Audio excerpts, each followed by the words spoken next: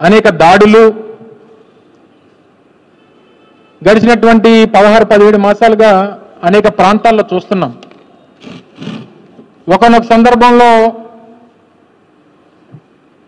ప్రభుత్వ పెద్దల్ని అడిగితే మా చేతిలో ఏమన్నా లాఠీ ఉందా, నా చేతిలో ఏమన్నా గన్ ఉందా, ఇటువంటి అహంకారంతో లేదా చేతగానితనంతో చెప్తున్నటువంటి సమాధానాలను కూడా రాష్ట్రంలో ప్రభుత్వ పెద్దలు చెప్తున్నటువంటి సమాధానాలను కూడా చూసాం. అయితే ఈ మధ్యకాలంలో వైఎస్ఆర్ కాంగ్రెస్ పార్టీలో ఉన్నటువంటి నాయకత్వాన్ని, నాయకుల్ని ఏ రకంగా టార్గెట్ చేస్తూ ఉన్నారో అనేటువంటిది కూడా మీరు అందరూ కూడా మీకన్నా బాగా ప్రజలందరూ కూడా చూస్తూ ఉన్నారు. సహజంగా జరుగుతున్నటువంటి పరిణామాలు కూడా మనం చూస్తూ ఉన్నాం. రీసెంట్గా ఈ కల్తీ మద్యం విషయంలో ఏ రకమైనటువంటి పాత్ర లేకపోయినా సృష్టించి ఒక ఓరల్ ఎవిడెన్స్ని క్రియేట్ చేసి మాజీ మంత్రి అయినటువంటి జోగి రమేష్ గారిని నిన్న మొన్న అరెస్ట్ చేసినటువంటి సందర్భాలు కూడా మనం చూసాం. అయితే సరే, మాలాంటి వాళ్ళను, పార్టీ నాయకత్వాన్ని, ఈ ప్రభుత్వాన్ని ప్రశ్నించేటువంటి వారిని, వీరందరి మీద కక్ష సాధింపు అనేటువంటిది సర్వసాధారణంగా ఈ ప్రభుత్వానికి అలవాటు అయిపోయింది. అయితే ఇది ఏ దశకు వచ్చిందంటే, కింద స్థాయిలో ఉన్నటువంటి విద్యార్థి స్థాయిలో ఉన్నటువంటి నాయకుల్ని లేదా విద్యార్థి దశలో ఉన్నటువంటి యువకుల్ని వీరి చేతకాంతనం వల్ల లేదా ఈ ప్రభుత్వం మీద ఉన్నటువంటి వ్యతిరేకతని డైవర్ట్ చేయాలనేటువంటి ఉద్దేశంతో వైఎస్ఆర్ కాంగ్రెస్ పార్టీలో ఉన్నటువంటి విద్యార్థి విభాగంలో ఉన్నటువంటి నాయకులను కూడా టార్గెట్ చేస్తున్నటువంటి పరిస్థితులు చూస్తూ ఉన్నాం. సరే, తప్పు జరిగినప్పుడు ఎవరన్నా సరే దాన్ని అంగీకరించాల్సినటువంటి బాధ్యత, తప్పు చేసినటువంటి వారి మీద చర్యలు తీసుకోవాల్సినటువంటి బాధ్యత అది ఏ పార్టీ కన్నా ఎవరికన్నా అది అవసరం. అది ఆ పార్టీ తాలూకా విధానం కూడా. అయితే నిన్న మొన్న విశాఖపట్నంలో జరిగినటువంటి ఒక కేసు మనందరం కూడా చూసాం. మా వైఎస్ఆర్సీపీ విద్యార్థి విభాగానికి సంబంధించినటువంటి కొండారెడ్డి, మరో 2 యువకులు మీద పెట్టినటువంటి ఒక కేసు. సహజంగా ఆ రోజు వచ్చినటువంటి వార్తలు, కథనాలు అన్నీ చూసిన తర్వాత ఒకందుకు వాస్తవమేనేమో, ఇది పెట్టినటువంటి కేసు కానీ లేదా వస్తున్నటువంటి వార్తలు కానీ నిజంగా ఇన్వాల్వ్ అయి ఉన్నారేమో అనేటువంటి అభిప్రాయం మాకు కూడా కలిగింది. ఏ రకంగా దీని మీద స్పందించాలి, వాస్తవాలన్నీ కూడా మనం తెలుసుకోవాలి అనేటువంటి ఉద్దేశంతో మేము కూడా వేచి ఉన్నాం. తీరా వారి తల్లిదండ్రులు, కొండారెడ్డి అనేటువంటి వైఎస్ఆర్ కాంగ్రెస్ పార్టీ యువజన విభాగాన్ని, మన విద్యార్థి విభాగానికి సంబంధించినటువంటి ఈ యువకుడు, వారి తల్లిదండ్రులని వారి కుటుంబ సభ్యులు ఈరోజు కలిసినప్పుడు కొన్ని వాస్తవాలు అనేటువంటివి బయటకు వచ్చినాయి. ఇది వారి తండ్రి గారు పేరన్నా సూర్యనారాయణ రెడ్డి గారు, వారి తండ్రి గారు సూర్యనారాయణ రెడ్డి గారు, అలాగే వారి కుటుంబ సభ్యులు కొంతమంది కొండారెడ్డిని కలిసినప్పుడు చాలా క్లియర్గా అబ్బాయి చెప్పేది ఏంటంటే, మీరు ఏ టెస్ట్ పెట్టినా, మీరు ఏ లై డిటెక్టర్ టెస్ట్ పెడతారో లేకపోతే ఇంకో టెస్ట్ పెడతారో, ఏది పెట్టినా సరే నేను సిద్ధంగా ఉన్నాను, నేను ఏ తప్పు చేయలేదు అనేటువంటిది ఆ యువకుడు చెప్తా ఉన్నాడు. తీరా దీని మీద వచ్చినటువంటి అనుమానాలు ఏంటంటే, ఈ కేసు ఏమో 2వ తారీఖు సాయంత్రం 4:30 నుంచి 6 గంటల మధ్యలో కేసు రిజిస్టర్ చేసినట్టుగా ఈ మధ్యవర్తుల రిపోర్ట్ ఏదైతే విఆర్ఓలతోనే వాళ్ళతోనే పెట్టినటువంటి రిపోర్ట్ ఏదైతే ఉందో, ఇది 2వ తారీఖు సాయంత్రం 4:30కి పెట్టినటువంటి ఇవన్నీ కూడా ఒకసారి పరిశీలించిన తర్వాత వారు చెప్పినటువంటి కొన్ని విషయాలు చూసిన తర్వాత కొంత ఆశ్చర్యం కలిగించింది. 4:30కి ముగ్గురిని పట్టుకున్నామని చెప్పి ఎఫ్ఐఆర్ చెప్తుంది. 5:45కి వాళ్ళని అదుపులో తీసుకున్నామని చెప్తుంది.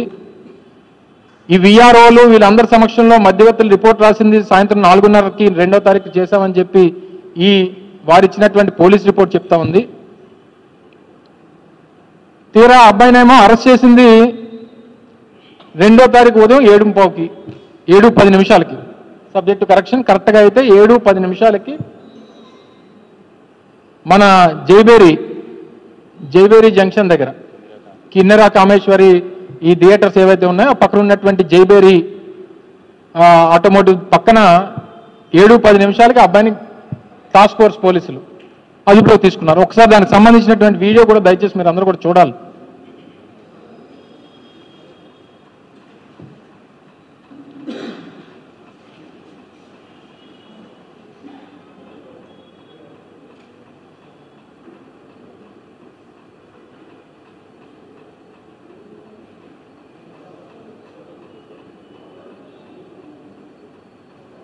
ఇది 7:09 అయిందన్న. పర్లేదు కనబడుతుంది.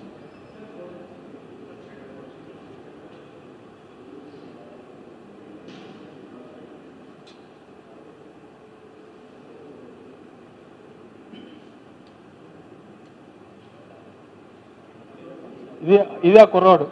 ఇది కరెక్ట్గా ఉదయం 7:10 ఇది కరెక్ట్గా ఆ వైట్ కలర్ ఓలా బైక్ మీద ఉన్నటువంటి వ్యక్తి కొండారెడ్డి. ఆ చుట్టుపక్కల ఉన్నటువంటి వారు అందరూ కూడా టాస్క్ ఫోర్స్ పోలీసులు. ఆ టాస్క్ ఫోర్స్ పోలీసు కూడా అబ్బాయి మీద చేయి చేసుకున్నటువంటి విజువల్స్ కూడా కనబడుతున్నాయి. కొంతమంది వెనకాతల మాస్కులు పెట్టుకొని వచ్చారు. సరే ప్రాబ్లీ పోలీస్ అయి ఉండొచ్చు, ఎవరు యూనిఫామ్స్లో లేరు. దగ్గర 14 మంది వచ్చారు అనుకుంటా. ఎన్ని బైకులు వచ్చాయి మొత్తం? 1 2 3 4 5 7 బైకులు వచ్చాయి మొత్తం. 14 మంది టాస్క్ ఫోర్స్ పోలీసు 7:10 ఇది 7:10 నుంచి జరుగుతున్నటువంటి సీక్వెన్స్ ఇదంతా కూడా.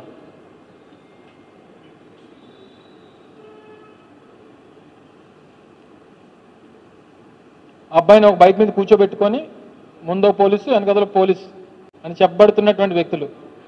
మరి పోలీసా కాదా అనేటువంటిది మరి మాకు ఎందుకు యూనిఫామ్లో లేరు కాబట్టి. సహజంగా టాస్క్ ఫోర్స్ పోలీసు యూనిఫామ్లో ఉండరు. అయినప్పటికీ వాళ్ళు టాస్క్ ఫోర్స్ పోలీసులు అయి ఉంటే 7:10 అదుపులో తీసుకున్నారు. అది 2/11/2025 ఉదయం 7:10 నుంచి 7:11:30 వరకు జరిగినటువంటి సన్నివేశాలు ఇవన్నీ కూడా స్థానికంగా ఉన్నటువంటి ఓ ప్రైవేట్ షాప్ ఏదో ఉంటే అక్కడ వారి దగ్గర నుంచి తీసుకున్నటువంటి సీసీ కెమెరా ఫుటేజ్ ఇదంతా కూడా.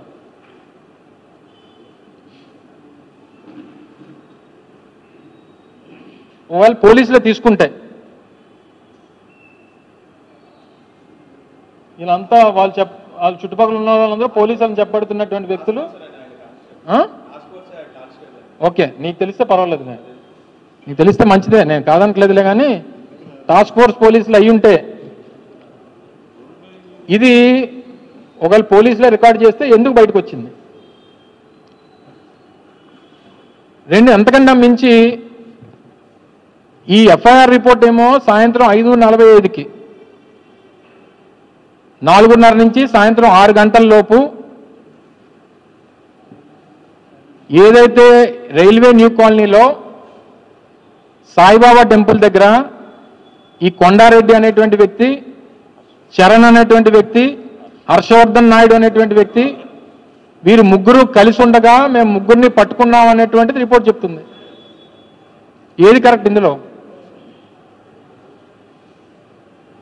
ఒకవేళ సాయంత్రం 5:45 వాడిని పట్టుకుంటే ఉదయం 4:30 నుంచి సాయంత్రం 4:30 నుంచి 6 గంటల లోపు ఇదంతా జరిగితే మరి ఉదయం 11:10 తెలుగుదేశం పార్టీ అఫీషియల్ హ్యాండిల్లో ఇది తెలుగుదేశం పార్టీ అఫీషియల్ హ్యాండిల్ ఇది 2వ తారీఖు సాయంత్రం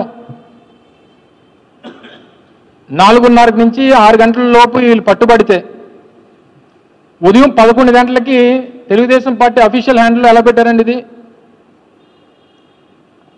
ఇందులో పెద్దలు జగన్మోహన్ రెడ్డి గారితో తనకున్నటువంటి ఫోటోగ్రాఫు, నాతో పాటు ఉన్నటువంటి ఒక ఫోటోగ్రాఫు, అలాగే మాజీ పార్లమెంట్ సభ్యులు ఎంవివి సత్యనారాయణ గారితో ఉన్నటువంటి ఫొటోస్ అన్నీ కూడా పెట్టి ఉదయం 11:20 నిమిషాలకో 11:30 అంటే సాయంత్రం 2వ తారీఖు సాయంత్రం 5:30కి జరిగితే 4:30 నుంచి 6 గంటల మధ్యలో జరిగితే ఉదయం 11 గంటలకు ఎలాగా